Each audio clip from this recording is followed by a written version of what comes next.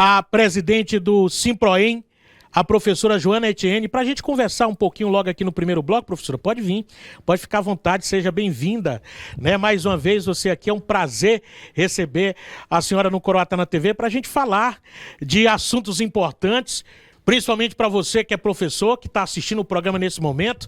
E se está ouvindo pela Rádio Educativa, uma boa tarde para vocês, porque agora vamos conversar com a diretora do Simproem aqui de Coroatá, do Sindicato dos Professores, professora Joana Etienne. Primeiramente, seja bem-vinda ao Coroatá na TV. Tá tudo certo aqui, tudo certinho. Só bota mais um retorno para a gente ficar mais à vontade aqui. O Elton está ajeitando aqui o nosso retorno para a gente começar a conversar. Tudo bem, professora? Boa tarde. Boa tarde. Gente, então... Boa tarde a todas e todos e todos. Muito obrigada novamente por ceder esse espaço ao Simproem. E assim, é uma grande satisfação estar aqui com você nesse momento, na segunda-feira, para a gente conversar um pouco sobre a educação. Por que a gente pediu esse espaço, seu Antônio Silva? Justamente para informar a categoria de algumas pautas que são muito caras para a educação de Coroatá. Verdade. Principalmente em relação ao nosso PCCS. A atual diretoria do Simproem, ela vem trabalhando. Às vezes o trabalho não aparece porque a gente fica muito na periferia das discussões. Porque até para ocupar os espaços de poder, você tem que ter o poder para poder barganhar, para poder discutir algumas questões em relação à educação. Em relação ao nosso PCCS, Antônio, ainda ano passado, a gente provocou uma audiência pública lá na Câmara de Vereadores, quando o procurador ainda era o Dr. Wilson. E a gente questionou justamente a questão do PCCS. Como todo mundo sabe, o PCCS de Coroatá ainda o que está em voga é de 2016. Muito tempo. 2016. Então, precisa de uma atualização, o Fundeb já tem outras demandas. Coroatá teve mais um concurso público para outras categorias da educação, como a educação especial, que não teve no primeiro concurso. Então, tem toda uma demanda e precisa de uma atualização. Então, nesse sentido, a gente procurou o governo para a gente abrir uma mesa de negociação. Pois sim, fizemos isso, o procurador veio, se montou a comissão, e dentro da comissão, no bojo da coisa, aconteceu a questão do Coroatá Prev, como uma coisa... É verdade.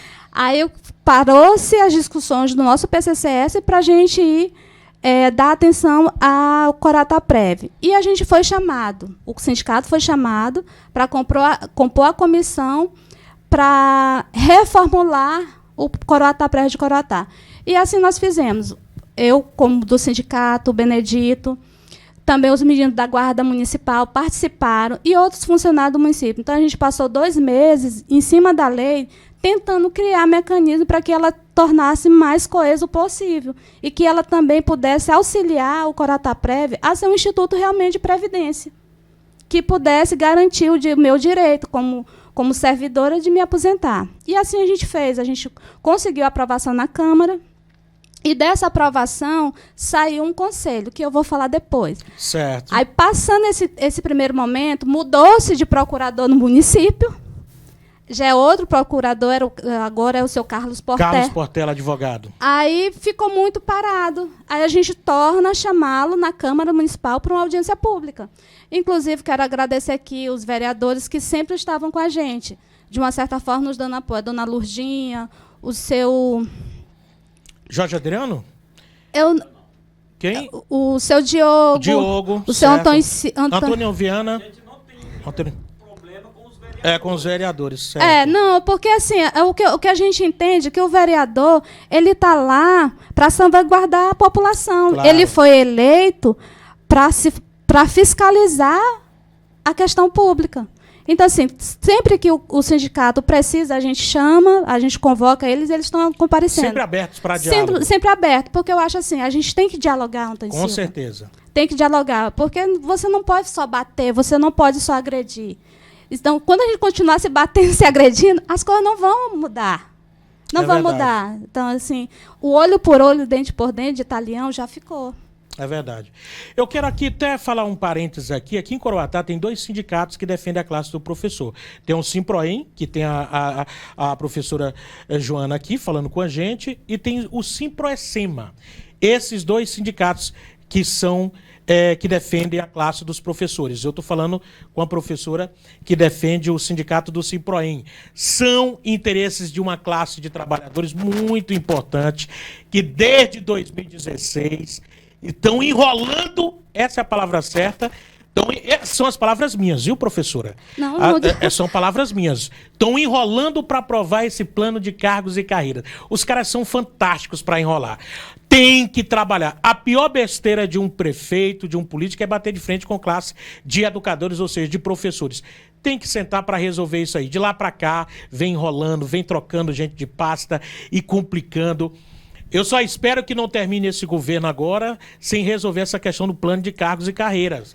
E é o desejo que a gente tem, assim como vocês também, Com professora. certeza. E assim, mais uma vez, assim, a questão do Ciproecema. Assim, foi o sindicato também que é importante, porque o Ciproecema, na verdade, ele atua no município que não há uma organização sindical própria. Verdade. Ele é a nível estadual.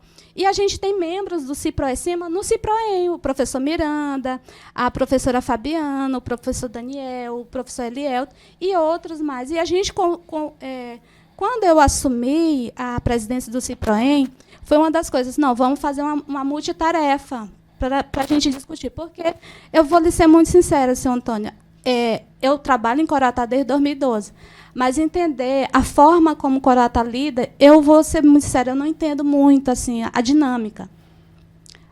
Então, os meus companheiros que são daqui são importantes porque eles me dão uma visão daquilo que eu não tenho.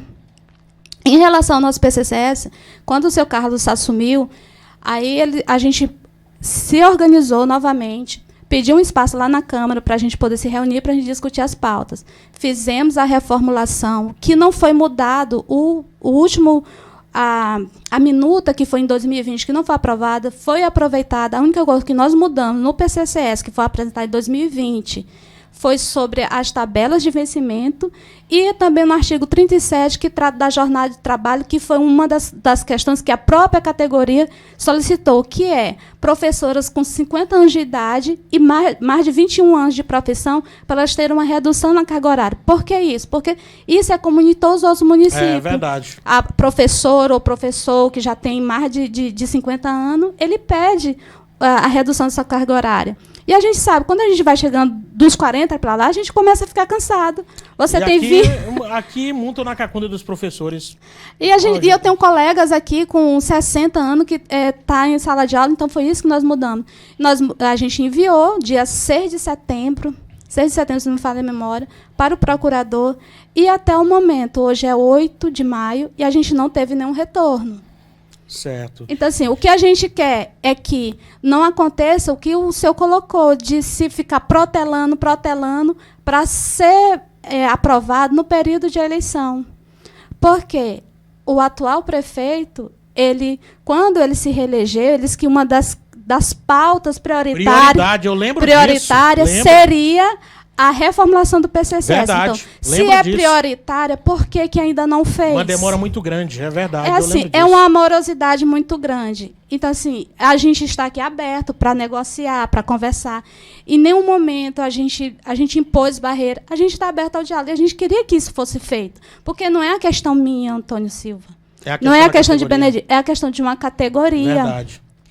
E muito me assusta, eu fazendo uma análise da situação, é que a gente convoca os professores para as audiências, os professores não vão. Então, assim, a gente aqui em Coroatá, nós temos mais ou menos mais de 600 professores efetivos. E nós temos que entender que prefeito não é o nosso patrão. É verdade. Eles passam e nós vamos ficar, porque nós somos funcionários do município de Coroatá. A gente tem que quebrar esse medo. E ainda tem um precatóriozinho que não vai sair, que é um dinheirinho legal. E esse precatório para professores de Coroatá tá difícil, né? Qual a informação que você tem sobre isso, professora? O que a categoria sabe desse processo em relação a Coroatá? Em relação aos precatórios de Coroatá, até o momento o que a gente sabe é que não tem notícia nenhuma. Por quê? Porque Coroatá ele não tem ele não tem nada oficializado e requerendo os precatórios. Por exemplo, tem municípios como Codó que tem ação desde 2004. É verdade. Coroatá não tem. Porém, a gente sabe o que vai receber. Quando vai receber é que são elas. E uma vez eu até falei num grupo que Coroatá tem 4 grupos de precatório, se discutindo sobre isso. Que a questão do precatório tem que ter uma contrapartida do executivo, porque é ele que vai executar. Então o interesse tem que partir de tem lá, que partir de lá. Então, o que nós vamos fazer enquanto sindicato? Porque se a gente tem esse ano para dar entrada, para poder receber no próximo ano, e a gente vai oficializar o município, para que ele possa dar uma resposta para a categoria. Porque não adianta a gente ficar só no achismo. Eu vejo os colegas botam, município tal vai receber precatório, município tal vai receber, Coroatá é Coroatá. Então, a gente tem que se referenciar a Coroatá. O que Coroatá tem em relação aos precatórios. E quando convoca os professores para debater um assunto como precatório, aparece? A última reunião que nós Sendo que isso é um recurso que é de interesse da classe, dos professores, algo que é de vocês. Aí, quando um sindicato convoca uma reunião, aparece 1 ou 2, não estou entendendo. É porque, assim, não que eu não gosto de precatório, eu estaria mentindo, dizendo que eu não gosto. É algo de interesse da classe. É de interesse, só que precatório é algo assim, que é um processo demorado. Nenhum município, ele entra hoje para receber amanhã. É algo demorado. E a categoria ela tem que entender isso, que é algo que o município vai ter da entrada, tem todo um processo. Porém, Antônio, a gente tem pautas mais importantes do que o precatório. Não desmenosprezando o precatório. Mas a gente tem o nosso PCCS, que a gente convoca, os professores não vão. Porque ele vai, de uma certa forma, melhorar a nossa educação. É verdade. Aí a gente tem a questão do Coroatá Prev. Os professores, a gente convocou, no momento da reformulação da lei, chamamos a categoria, vamos lá, gente, vamos pressionar. Por que isso? Porque é a minha vida que está em jogo. É aquilo que eu estou contribuindo que está sendo descontado todo mês. É verdade. Então, é uma pauta que o professor concursado de Coroatá, ele tem que abraçar o Coroatá Prev. Semana retrasada, eu fui nomeada presidente do Coroatá Prev de forma rápida, porque não tinha ninguém para assumir. Então, assim, para fazer a coisa andar. Então, assim, a classe ela tem que entender que ela tem que ficar atenta no Coroatá Prev, porque o seu dinheiro está sendo descontado todo mês.